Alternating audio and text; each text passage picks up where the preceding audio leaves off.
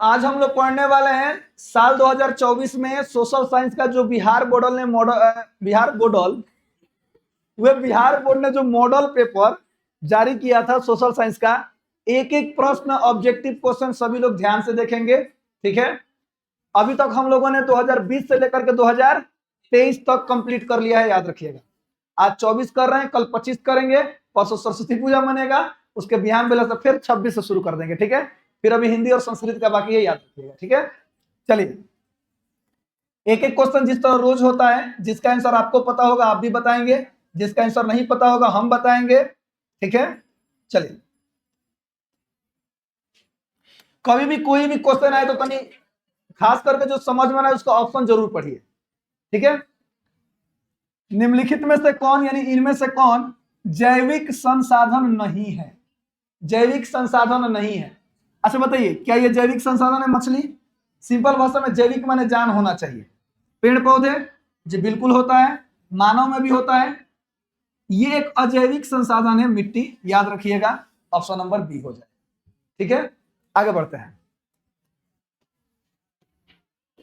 Question number 2, Bharat सरकार की one नीति के अनुसार कम से कम कितना प्रतिशत भूभाग वनाच्छादित रहना चाहिए? सुनिएगा, तो याद रखिएगा 33% जो है, कोई भी देश कोई भी क्षेत्र 33% लगभग उसमें क्या होना चाहिए? वन होना चाहिए, वन से घिरा होना चाहिए। ऑप्शन नंबर बी हो जाएगा। ये भारत का वन नीति के अनुसार ये रिपोर्ट निकाला गया है। ठीक है, चलिए अगला क्वेश्चन देखिए, फिर से ये क्वेश्चन आ गया और बार बार आ रहा है। महानदी पर कौन सा बांध है? हीराकुंड बांध। ऑप्शन नंबर सी हो जाएगा। ठीक है सर, अगला देखिए, टैक्सोल, याद आ रहा है ज्योग्राफी चैप्टर, कैंसर रोधी दवाओं में इसका प्रयोग किया जाता है। ये एक प्रकार का रसायन है। क्या है? रसायन है। किधर है? मलेरिया की दवा, कैंसर रोधी दवा। ऑप्शन नंबर बी हो जाएगा। ठीक है, चलिए हाँ, इनमें से कौन धात्विक खनिज नहीं है? सुनिए, नहीं पूछा है, यानी अधात्विक खनिज हमें बताना है। सुनिएगा, बक्साइट, क्रोमाइट और निकेल ये धात्विक खनिज है। ग्रेफाइट अधात्विक खनिज है, याद रखिए। ग्रेफाइट क्या है बाबू? अधात्विक खनिज है। ठीक है, अगला क्वेश्चन देखिए, इनमें से कौन टर्शियरी कोयला का भंडार का क्षेत्र है? याद आ रहा है गोंडावान समूह कोयला का एगो टर्शियरी क्षेत्र। तो गोंडावान वाला याद रखिए, झारखंड, ओडिशा और मध्य प्रदेश। जी हाँ, जो गोंडावान जो कोयला क्षेत्र मिलता है वो कहां मिलता है? झारखंड, ओडिशा और मध्य प्रदेश में। तो टर्सरी कोयला का भंडार क्षेत्र कौन सा है? मेघालय है, याद रखिएगा। ठीक है, चलिए अगला क्वेश्चन, इनमें से कौन परमाणु शक्ति, परमाणु बम, सुनिएगा ध्यान से, का साधन नहीं है? पूछा है, साधन नहीं है। तो याद रखिएगा, परमाणु शक्ति में यूरेनियम तो भाई लगता है, मोनाजाइट भी लगता है और थोरियम भी लगता है, याद रखिएगा। बक्साइट का प्रयोग नहीं किया जाता है, इसका कोई यूज नहीं है, याद रखिएगा। ऑप्शन नंबर बी हो जाए। बताइए तो परमाणु शक्ति में इनमें से कौन सा साधन नहीं है? बक्साइट नहीं है, याद रहेगा। चलिए, भारत को कुल कितने डाक क्षेत्रों में बांटा गया है? तो अभी याद कर लीजिए लोग, अभी वर्तमान रिपोर्ट के अनुसार अगर देखें तो अभी भारत में 9 डाक चैनल चल रहे हैं। कितने चल रहे हैं? 9 डाक चैनल चल रहे हैं, याद रखिएगा। इसलिए अगर ऐसा क्वेश्चन है तो थोड़ा सावधान रहिएगा। ऑप्शन में 8 भी दिया है, 9 भी दिया है, तो हम तो भाई ऑप्शन नंबर 9 के साथ ही जाएंगे। ठीक है, ऑप्शन नंबर डी हो जाएगा। आगे बढ़ते हैं, इनमें से कौन नदी असम में बाढ़ का कारण बनती है? तो ब्रह्मपुत्र नदी, याद रखिएगा। कौन नदी? ब्रह्मपुत्र नदी असम में बाढ़ का कारण बनती है। अब बिहार का शोक किस नदी को कहा जाता है? कोसी नदी को कहा जाता है, याद रखिएगा। ठीक है, उसी प्रकार से असम में जो बाढ़ का कारण बनती है, कौन सी नदी बनती है? ब्रह्मपुत्र नदी बनती है, याद रखिएगा। ठीक है, आगे बढ़ते हैं सर। तरुण भारत संघ फिर से आ गया। राजस्थान में एक पर्यावरणीय क्या है सर? परियोजना है।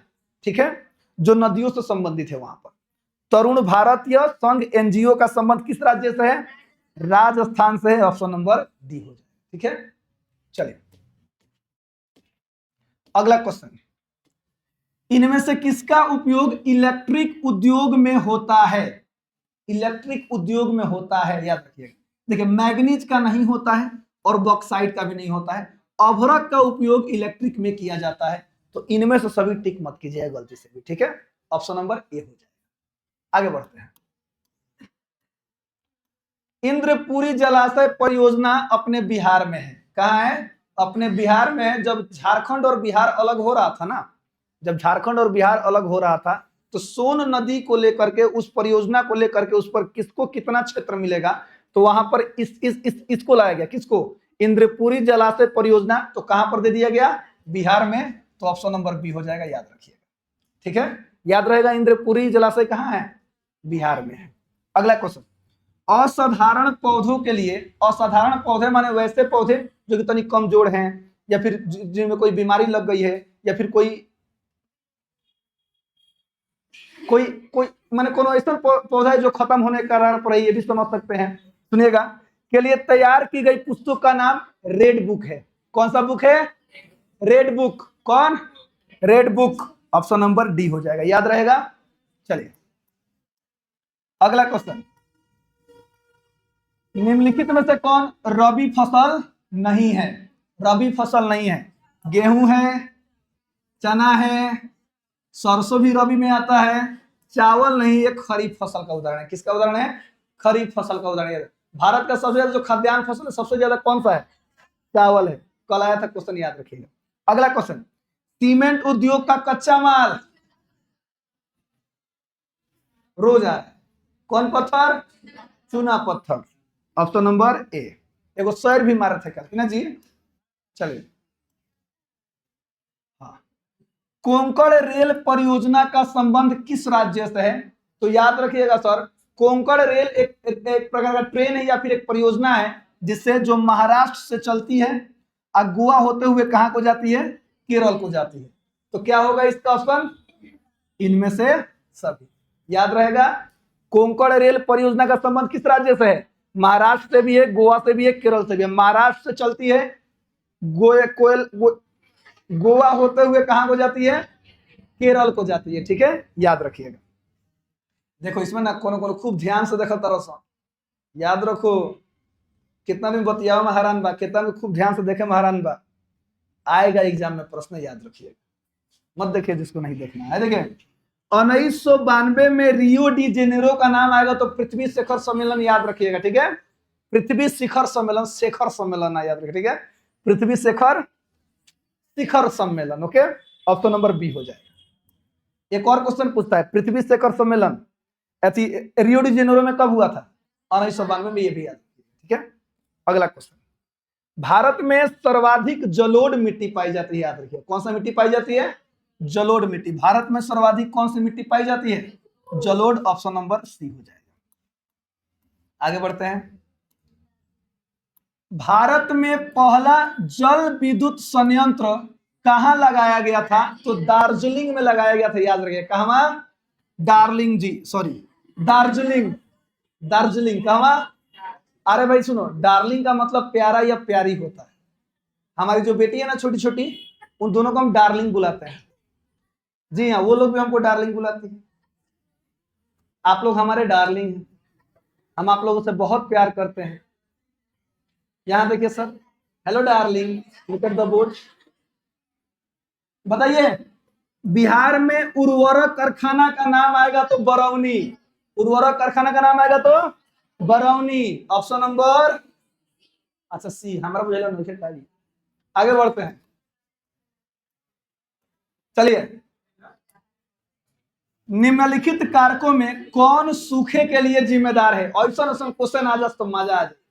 सूखा, सुखाड़ भूकंप के कारण आता है, बाढ़ के कारण आता है, सुनामी के कारण आता है, वर्षा की कमी के कारण आता है। अब वर्षा की कमी किन के वजह से हो रही है? हमारे और आपके वजह से हो रही है, क्योंकि हम बहुत ज्यादा काट रहे हैं, पेड़ काट रहे हैं, याद रखिए। आगे देखते हैं सर, सरदार सरोवर कृत्रिम जलाशय का संबंध नर्मदा नदी से है, याद रखिएगा।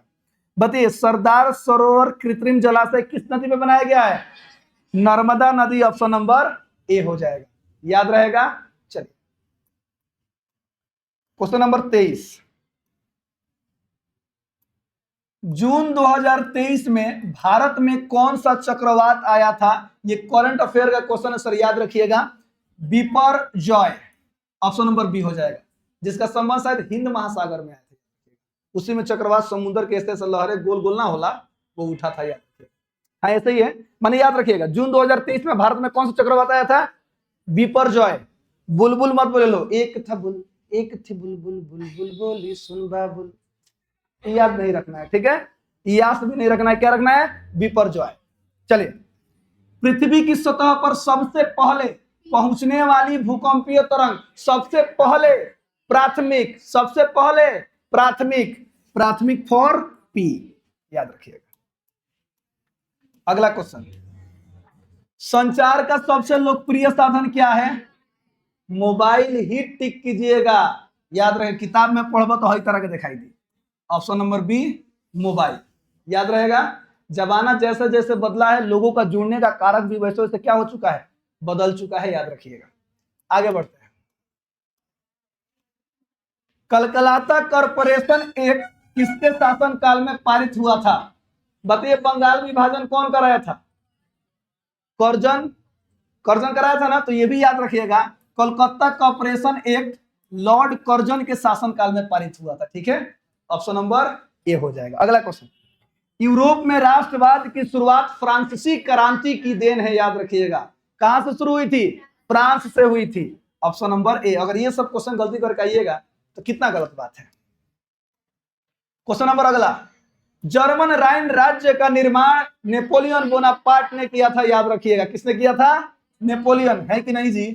बी, ऑप्शन नंबर बी हो जाएगा। जर्मन राइन राज्य आए या फिर राइन राज्य संघ आए, कुछ भी आए, किसने किया था? नेपोलियन भैया ने किया था, याद रखिएगा। आगे बढ़ते हैं।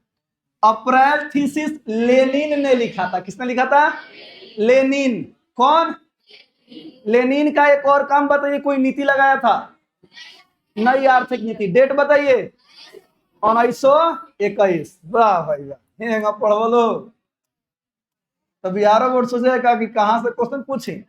हाय सुनिए, खुदाई खिदमतगार का गठन किसने किया था? याद रखिएगा सर, ये एक आंदोलन था जो अंग्रेजों के खिलाफ उठाया गया था, आवाज उठाया गया था। इसकी शुरुआत की गई थी खान अब्दुल गफ्फार खां के द्वारा, ऑप्शन नंबर बी हो जाएगा, याद रहेगा। खुदाई खिदमतगार का गठन किसने किया था? खान अब्दुल गफ्फार खां, ठीक है। आगे बढ़ते हैं। लाला हरदयाल गदर पार्टी, लाला हरदयाल इनमें से किसकी स्थापना की थी? गदर पार्टी। किसकी? ऑप्शन नंबर ए हो जाएगा। अगला क्वेश्चन, साम्यवादी गुट का अगुआ कौन था? साम्यवादी शासन व्यवस्था सोवियत संघ के हाथों में चला गया, तो पूंजीवादी शासन व्यवस्था कौन लेकर चला गया? अमेरिका लेकर चला गया। समाज पूरे दो वर्गों में बट गया था, याद आ रहा है? समाजवाद के साथ कौन गया? सोवियत संघ रूस, और पूंजीवाद अमेरिका। चलिए अगला क्वेश्चन, इनमें से क्या मार्टिन लूथर की कृति है? हाँ, 95 थीसिस, याद रखिए। कौन है सर? 95 थीसिस। ऐसे ही पूछता है, 95 थीसिस किनके द्वारा लिखा गया है? मार्टिन लूथर के द्वारा, याद रखिएगा, ठीक है। अगला क्वेश्चन, बंगाल गजट का प्रकाशन जेम्स ए हिक्की ने किया था। किसने किया था? जेम्स ए हिक्की ने किया था, ऑप्शन नंबर ए हो जाएगा। चलिए क्वेश्चन नंबर अगला,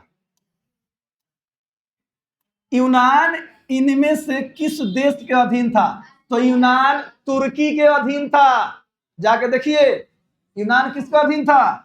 तुर्की के अधीन था, याद रखिएगा सर। किसके अधीन था यूनान? तुर्की के अधीन था।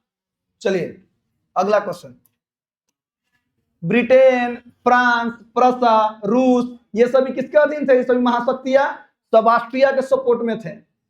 जब यूनान, जिसको यूरोप का पालना कहा जाता है, कहते हैं सर, इस पर किसका राज आया था? तुर्की का आया था। अगला क्वेश्चन, नमक कानून तोड़ने के लिए गांधी जी ने दांडी यात्रा निकाला था। दांडी जगह चुना था, याद रखिएगा, ऑप्शन नंबर सी हो जाएगा। अगला क्वेश्चन, समाजवादियों का बाइबिल किसे कहा जाता है? तो दास कैपिटल, जो कि कार्ल मार्क्स के द्वारा लिखा गया है। किनके द्वारा लिखा गया है? कार्ल मार्क्स के द्वारा। किनके द्वारा लिखा गया है? Karl Marx. अगला क्वेश्चन, एक स्वतंत्र राष्ट्र के रूप में, ये याद रखिएगा सर, अर्थात ऐसे ही पूछता है सिंगापुर कब आजाद हुआ? 1965। सिंगापुर कब आजाद हुआ? ऑप्शन नंबर बी हो जाएगा। सिंगापुर कब आजाद हुआ, या एक स्वतंत्र राष्ट्र के रूप में सिंगापुर का उदय किस वर्ष हुआ? 1965, 1965 में हुआ था, याद रखिए। चलिए अगला क्वेश्चन। वियना कांग्रेस में कौन सा राष्ट्र शामिल नहीं था? मैंने अभी बोला था सर, वियना कांग्रेस में ब्रिटेन भी था, रूस भी था, फ्रांस भी था, और प्रसा और भी सारी शक्तियां थी, जर्मनी नहीं था, याद रखिएगा। ऑप्शन नंबर बी हो जाएगा। वियना कांग्रेस में कौन नहीं था? जर्मनी नहीं था। ओके, चलिए। फॉरवर्ड ब्लॉक कल भी आए थे, आज भी आए, सुभाष चंद्र बोस। फॉरवर्ड ब्लॉक की स्थापना किसने की? सुभाष चंद्र बोस। बंबई राज्य का विभाजन कर किन दो राज्यों का गठन हुआ? जिस तरह बिहार और झारखंड जब अलग हुआ, बिहार को अलग किया गया तो एक नया क्या बना? झारखंड बना। उसी तरह से महाराष्ट्र को जब अलग किया गया तो महाराष्ट्र और गुजरात बना, याद रखिए। कौन कौन? महाराष्ट्र और गुजरात। ऑप्शन नंबर बी हो जाएगा। ठीक है सर, ये सारी चीजें आप लोग याद रखिए। अगला क्वेश्चन, बिहार में कुल कितने नगर निगम स्थापित किए गए हैं? तो 19 गो। कई गो स्थापित किए गए हैं? 19 गो। एक नगर निगम में लगभग कितने वार्ड सदस्य हो सकते हैं? याद कीजिए, 75। कितने? 75। आगे बढ़ते हैं। अगला क्वेश्चन, राज्य पुनर्गठन आयोग की स्थापना। देखिए, राज्य पुनर्गठन आयोग की स्थापना याद कर लीजिएगा 1953 में हुई थी। कब हुई थी? 1953, 1953। जी हाँ, ऑप्शन नंबर सी हो जाएगा। राज्य पुनर्गठन आयोग की स्थापना कब हुई थी? 1953। अगला क्वेश्चन, चुनाव आचार संहिता। आचार संहिता पता है ना सर? जब लगता है तो राष्ट्रपति शासन लागू हो जाता है, सारा पावर किसके पास आ जाता है? पुलिसों के पास, प्रशासन के पास सारा शक्ति आ जाता है। ओवर नेताजी लोग क्या हो जाओ, लोग शून्य, उनकी कोई ताकत नहीं रहती। ओवर नेताजी लोग पर भी काम ना करेगा। समझ में आया? याद रखिएगा। तो चुनाव आचार संहिता का निर्माण कौन करता है? तो चुनाव आयोग। कौन आयोग? चुनाव आयोग। अब सुनिए ध्यान से, यहाँ पे निर्वाचन आयोग लिखा है, तो चुनाव आयोग आए चाहे निर्वाचन आयोग आए, दोनों का मतलब क्या है? सेम है। ऑप्शन नंबर ए हो जाएगा, याद रहेगा। चलिए, बिहार में पंचायती राज संस्थाएं कैसी है? त्रिस्तरीय है। कैसी है बाबू? त्रिस्तरीय। जिला स्तर पे भी चुनाव होता है, ब्लॉक स्तर पे भी चुनाव होता है, और पंचायती तो होगा ही अलावा 2023 साल में होके अलावा मुखिया जिलों का चुनाव। आगे बढ़ते हैं सर। ये वाला देखो लोग कहेंगे पंचायत में धाए धाए काम होते हैं, जहां हम अरे मालिक ठीक बानी, अरे हाँ हाँ ठीक बानी, ये शुरू हो गई खेला खेला हो बे। आगे बढ़ते हैं। ये क्वेश्चन फिर से आया, आंग सान सू की। आंग सान सू की का संबंध किस देश से है? म्यांमार। ऑप्शन नंबर ए हो जाएगा। अगला क्वेश्चन, हाय देखिए, चिली लिटिया केगा छीली। देखा है लो, रिलवा देखा है लो। वो कहले कि जाला बेचारा कहा लंदन में रहेला खेसरिया, आ का कहले कि चिली चिली, तो लिट्टी बेचेला, कहला लिटिया केगा छीली। ए मालिक हो लिटिया छीले के कहत है, छीलो ना जाला, खा खा यही खा। अरे वो एथी मांगती है, सोस मांगती है, मरचा ला सोस दे। अच्छा, एक माने चिली माने ही बोला तो हाँ। चलिए देखिए, चिली जो दक्षिणी अमेरिका, याद रखिएगा, वहां का एक क्षेत्र है जो प्रशांत महासागर के शायद बीच में है। सुनिएगा ध्यान से, एक आयरलैंड भी इसको कह सकते हैं। तो चिली की प्रथम महिला राष्ट्रपति जो कि 2006 में चुनी गई थी। कब चुनी गई थी? 2006 में चुनी गई थी। याद रखिएगा, मिशेल बाचलेट थी। कौन थी? मिशेल बाचलेट। कौन? मिशेल। याद रहेगा, लिटिया छिली कहेगा चिली, सॉरी, तो कौन? मिशेल बाचलेट। अगला बताइए, इनमें से किस पर लोकतंत्र का भविष्य निर्भर करता है? जातिवाद पर? नहीं सर। निष्पक्ष चुनाव। जी हाँ सर, एकदम किसी प्रकार का भेदभाव चुनाव में नहीं होना चाहिए, किसी प्रकार का घूसखोरी नहीं होना चाहिए, पैसा वैसा देकर के वोट नहीं खरीदना चाहिए, एकदम चुनाव निष्पक्ष होना चाहिए। इसी पे लोकतंत्र का भविष्य निर्भर करता है, याद रखिए। आगे बढ़ते हैं। क्वेश्चन नंबर 49, लोकसभा में चुने हुए सदस्यों की संख्या 543, 500। 43, ऑप्शन नंबर बी हो जाएगा। अगला क्वेश्चन, इनमें से कहां प्रत्यक्ष लोकतंत्र है? सुनिएगा सर ध्यान से। प्रत्यक्ष लोकतंत्र एक सिंपल भाषा में याद रहिएगा सर, कोई नियम और कानून ना जनता भी मिल करके लगा सकती है, लेकिन हमारे यहाँ का कोई नियम कानून जनता बना पाता है? नहीं। संसद विधायकों के हाथ में होता है, वो लोग जाकर विधानसभा में लड़ते हैं, चिल्लाते हैं। तो याद रखिएगा ऐसी व्यवस्था स्विट्जरलैंड में है। कहाँ है बाबू? स्विट्जरलैंड में। याद रहेगा, निष्पक्ष प्रत्यक्ष लोकतंत्र कहाँ है? स्विट्जरलैंड में। चलिए, कितनी जनसंख्या पर ग्राम पंचायत का गठन किया जा सकता है? तो लगभग 7000। कितना? लगभग 7000। याद रखिएगा, यानी कि अगर एक 4-5 गांव मिला करके जनसंख्या 7000 हो गई तो उनको मिला करके एक पंचायत क्या किया जा सकता है? बनाया जा सकता है। ऑप्शन नंबर सी हो जाएगा। ठीक है, अगला क्वेश्चन, 1975 में आपातकाल की घोषणा किसने की? जनता पार्टी ने। एक्चुअली ये क्वेश्चन गलत है सर, याद रखिएगा, मैं बता रहा हूं क्यों। कभी भी आपातकाल की घोषणा, सुनिएगा सर ध्यान से, कोई पार्टी के माध्यम से नहीं होता, इनफैक्ट प्रधानमंत्री भी नहीं कर सकता है। आपातकाल की घोषणा राष्ट्रपति के द्वारा की जाती है, जो किसी भी पार्टी के सदस्य नहीं कहलाते हैं, याद रखिएगा। उसमें भी वोटिंग होती है। क्या होती है? वोटिंग होती है। सुनिएगा ध्यान से। तो अगर इस टाइप का क्वेश्चन दे तो उस समय किसकी सरकार थी? कांग्रेस की सरकार थी। किसकी सरकार थी? कांग्रेस की। उस हिसाब से याद रखिएगा 1975 में भारतीय राष्ट्रीय कांग्रेस ने क्या किया था? आपातकाल की घोषणा की थी, जो कि शायद उस समय फखरुद्दीन अली खान ऐसे ही कुछ है, उस समय वो राष्ट्रपति थे। उन्होंने इंदिरा गांधी के कहने पे क्या कर दिया था? आपातकाल पूरे भारत में लागू कर दिया था। याद रखिएगा। ठीक है, और यहां पे देख रहे हैं ना, राष्ट्रवादी कांग्रेस पार्टी, ये पार्टी नहीं, इसकी स्थापना 1999 में हुई थी। याद रखिएगा। अब कब लगा है? 1975 में। समझ में है ना? तो गलती से कांग्रेस देख करके मैक्सिमम बच्चे इसको टिक कर देते हैं, गलती मत कीजिएगा। भारतीय राष्ट्रीय कांग्रेस। याद रहेगा। अगर राष्ट्रपति पूछे तो कौन? फखरुद्दीन। याद रखिए। कौन बाबू? हाँ, आगे बढ़ते हैं सर। चलिए, पूरे जिले का प्रशासन कौन करता है? आए, जिला दंडाधिकारी करता है। याद रखिएगा, ऑप्शन नंबर सी हो जाएगा। ठीक है, आगे बढ़ते हैं। नेपाल में लोकतंत्र वापसी के लिए आंदोलन 2006 में किया गया था। कब किया गया था? 2006 में। ऑप्शन नंबर सी हो जाएगा। देखिए, जल आपूर्ति के निजीकरण के विरुद्ध कहां संघर्ष हुआ था? जल आपूर्ति के निजीकरण के विरुद्ध, याद रखिएगा, बोलीविया में संघर्ष हुआ था। कहां हुआ था बाबू? बोलीविया में। हाँ जी हाँ, बेल्जियम में ना, बोलीविया ही सही है। जी हाँ सर, बोलीविया में ही ये जल आपूर्ति के लिए संघर्ष किया गया था। याद रखिएगा। ठीक है, चलिए अगला क्वेश्चन, इसको भी याद करें सर। विग एंड एवं टोरी नामक राजनीतिक दलों का संबंध ब्रिटेन से है। कहां से सर? ब्रिटेन से। ये दो राजनीतिक दल ब्रिटेन में है। ठीक है, याद रखिएगा। आगे बढ़ते हैं। इंग्लैंड में महिलाओं को वोट देने का अधिकार 1918 में ही प्राप्त हो चुका था। कब हो चुका था? 1918 में।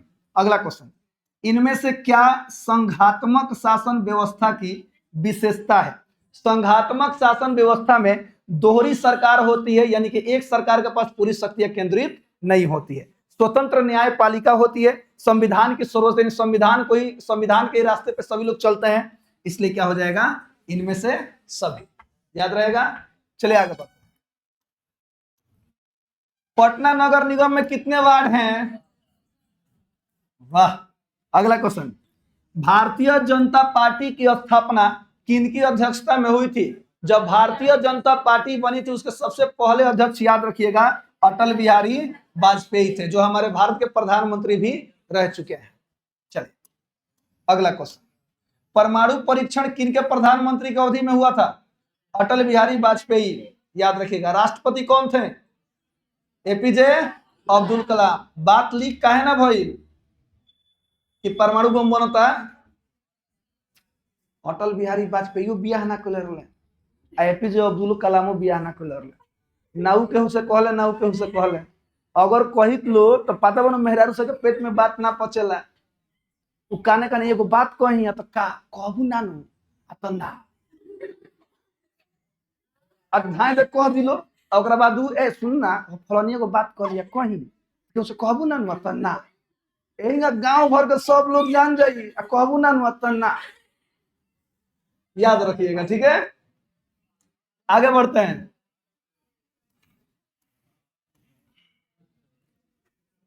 राष्ट्रीय विकास परिषद का गठन 1952 में हुआ था। कब हुआ था? राष्ट्रीय विकास परिषद का गठन कब हुआ था? 1952, 1952। भारत में राष्ट्रीय आय की गणना CSO केंद्रीय सांख्यिकी संगठन के द्वारा होती है। याद रखिएगा सर, भारत में राष्ट्रीय आय की गणना कौन करता है? केंद्रीय सांख्यिकी संगठन। याद रहेगा। चलिए अगला क्वेश्चन। हाँ, YCI में आई क्या है? क्वेश्चन पूछा है सर, ध्यान से सुनिएगा, मैं बता रहा हूं, ठीक है। y इज इक्वल टू क्या है यहां पर, कोई बताएगा?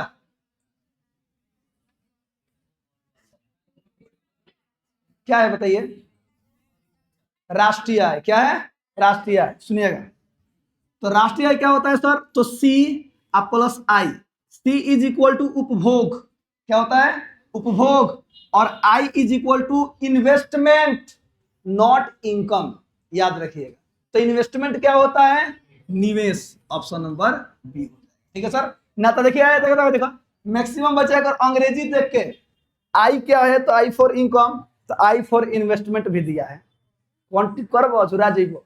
इन्वेस्टमेंट क्या रहेगा बाबू? इन्वेस्टमेंट। इसको समझिएगा सर अच्छी तरह से। इनमें से क्या शुद्ध राष्ट्रीय उत्पाद में शामिल नहीं होता है? शुद्ध राष्ट्रीय उत्पाद जो होता है, जो एक साल का राष्ट्रीय आय अनुमान लगाया जाता है, निकाला जाता है, सकल घरेलू उत्पाद। सुनिएगा सर ध्यान से, अच्छे से समझिएगा। उसमें बीमा में कितना व्यय हुआ है, कितना खर्च है, वो भी जोड़ा जाता है। कच्चे माल की कीमत, ये भी जोड़ा जाता है। ध्यान सुनिएगा। मूल्य ह्रास को शामिल नहीं किया जाता है। अगर किसी चीज की कीमत घट गई, जैसे मान लीजिए अगर मैं कोई चीज खरीद कर लेकर आया, ध्यान सुनिएगा, 500 रुपये में, उसे मुझे बेचना है और उसकी कीमत घटकर 250 रुपये होगी। बात समझिएगा। तो जो 250 रुपये मेरा नुकसान हुआ ना, उस चीज को राष्ट्रीय शुद्ध राष्ट्रीय उत्पाद में नहीं जोड़ा जाएगा, क्योंकि वो क्या होता है? एक तरह से नुकसान होता है। समझ में आया? तो इसका क्या रखिएगा बाबू याद? मूल्य ह्रास, न कि इनमें से सभी।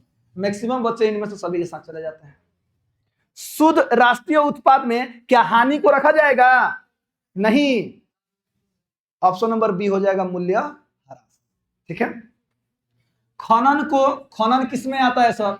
प्राथमिक क्षेत्र में आता है। याद रखिएगा ऑप्शन नंबर, रुका भाई पूरा पहले पढ़ ले, तो दुनिया खाने कहीं नहीं दिल हुई तो खनन को इनमें से किस क्षेत्र में शामिल करते हैं? ऑप्शन नंबर ए, प्राथमिक। ठीक है, आगे बढ़ते हैं। किस अर्थव्यवस्था में लोक कल्याण पर बल दिया जाता है? मैक्सिमम बच्चे हमारे भारत में मिश्रित अर्थव्यवस्था है, तो मिश्रित अर्थव्यवस्था के साथ चले जाते हैं, लेकिन गलत है सर। पूरी तरह से लोक कल्याण पर बल, अगर लोक माने लोग, लोगों का हित का अगर कोई होता है तो समाजवादी व्यवस्था होता है। तो समाजवादी अर्थव्यवस्था में लोक कल्याण पर बल दिया जाता है। याद रखिएगा, गलती मत कीजिएगा। अगला क्वेश्चन, कितना लोग मिश्रित अर्थव्यवस्था टिक किए थे बाबू? अच्छा, टिके नहीं किए हैं। वाह। कई बजे चला गया था पीडीएफ? 6 बजे। 6 बजे तो सब पहले गया था, एकदम 6 बजे। रुको हम ही भेजेंगे।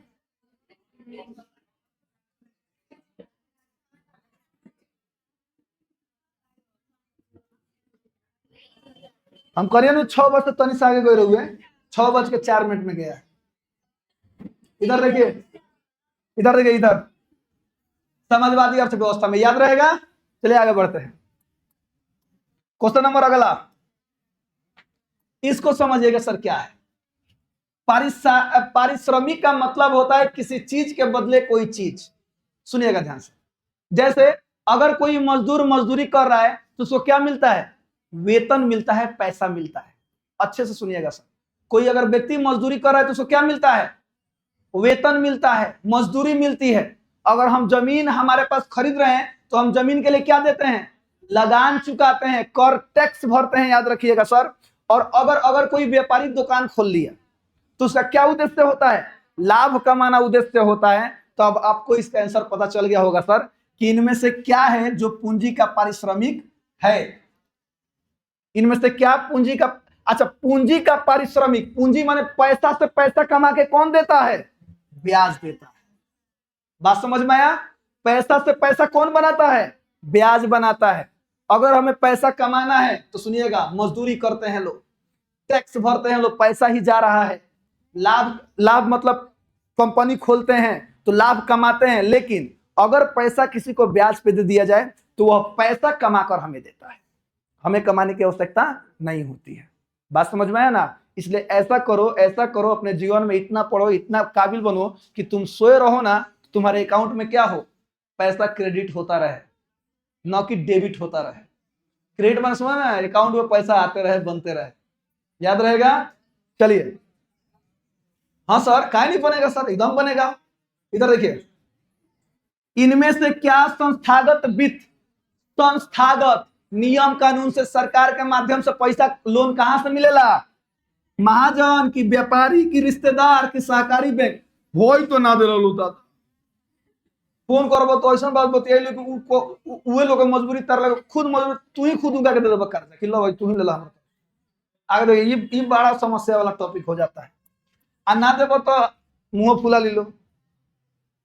आगे देखिएगा, भारतीय पूंजी बाजार किस प्रकार का वित्तीय संसाधन प्रदान करता है? पूंजी बाजार है दीर्घकालीन। भारतीय पूंजी बाजार किस प्रकार करता है? दीर्घकालीन। ऑप्शन नंबर सी हो जाएगा। देखिए, ग्रामीण विकास तथा कृषि के लिए ऋण प्रदान करने वाली संस्था, ग्रामीण का नाम आएगा तो नाबार्ड याद रखिए। कौन सी?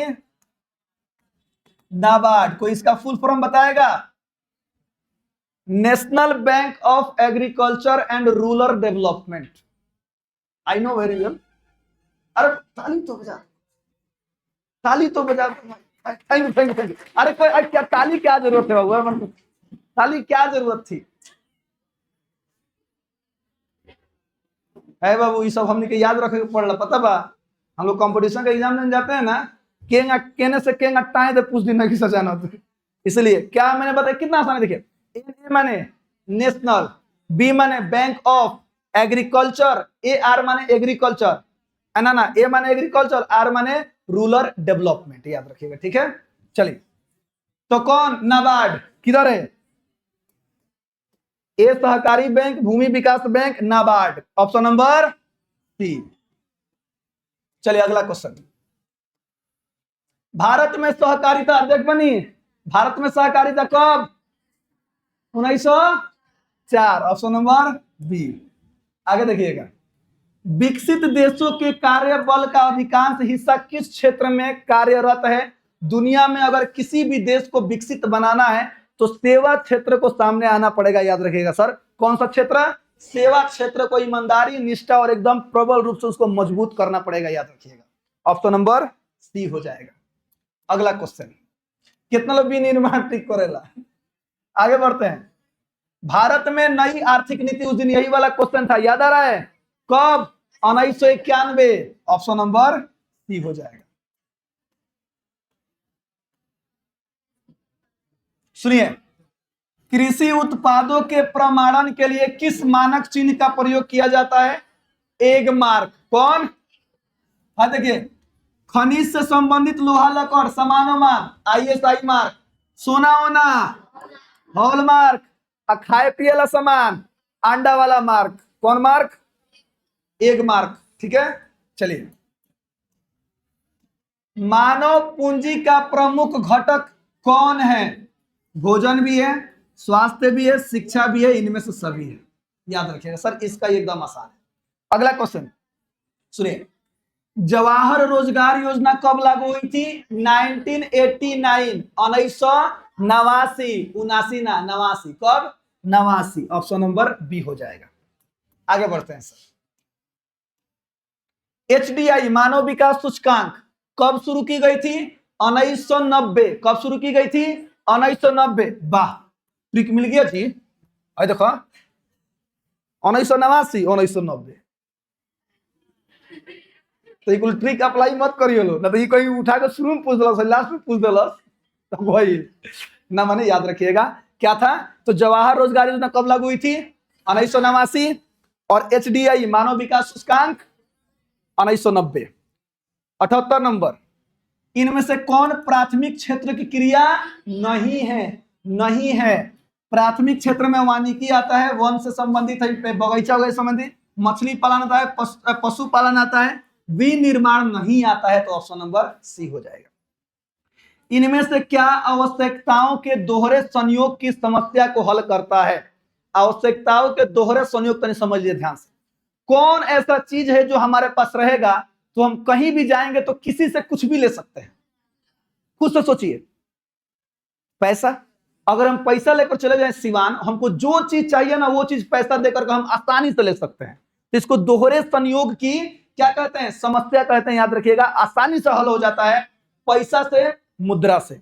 मान लो वस्तु लेकर चल गए, एक बोरा गेहूं, अजय गेहूं ले लो, हमरा के दे दो, एक सोना का पनिहार दे दो, देगा? नहीं देगा। लेकिन पैसा लेकर जाएंगे तो कोई भी वस्तु खरीद कर लेकर आ सकते हैं। याद रखिएगा। Option number C. सबसे लास्ट, इनमें से कौन व्यापारिक बैंक नहीं है? बताइए। भारतीय रिजर्व बैंक नहीं है सर, इन सबका केंद्र बैंक है भारतीय reserve bank, Punjab national bank, central bank of India, सबका। तो ये वाला है जो किसी प्रकार का बैंक नहीं है, व्यापारिक बैंक नहीं है। ऑप्शन नंबर सी हो जाएगा। पूरा ऑब्जेक्टिव क्लियर? थोड़ा लघु उतरिए, दीर्घ उतरिए भी देख लीजिए, प्रत्येक क्वेश्चन जैसे कि रोज देखते हैं लोग। दिखाई दे रहा है? दिखाई दे रहा है? चलिए, दीर्घ उतरिए है, एक लिखना होता है, दोनों लिख के मत चलिए। यह देखिए, ये दीर्घ उतरिए है, एक लिखे के बाद दोनों लिख के मत चलिए। और शास्त्र आगे बढ़ते हैं। दो दिया है, एगो लिखना है। भाई ज्योग्राफी है, रुको, भाई दीर्घ उतरिए, भाई आपदा प्रबंधन, इसके वास्ते खत्म। चलिए, तो आज का 2024 का पूरा मॉडल पेपर खत्म होता है। सभी लोग खूब बढ़िया से रिवीजन कर लीजिएगा लो, याद कर लीजिएगा लो। और अगले क्लास में कौन सा करेंगे? 2025 वाला कल, ठीक है?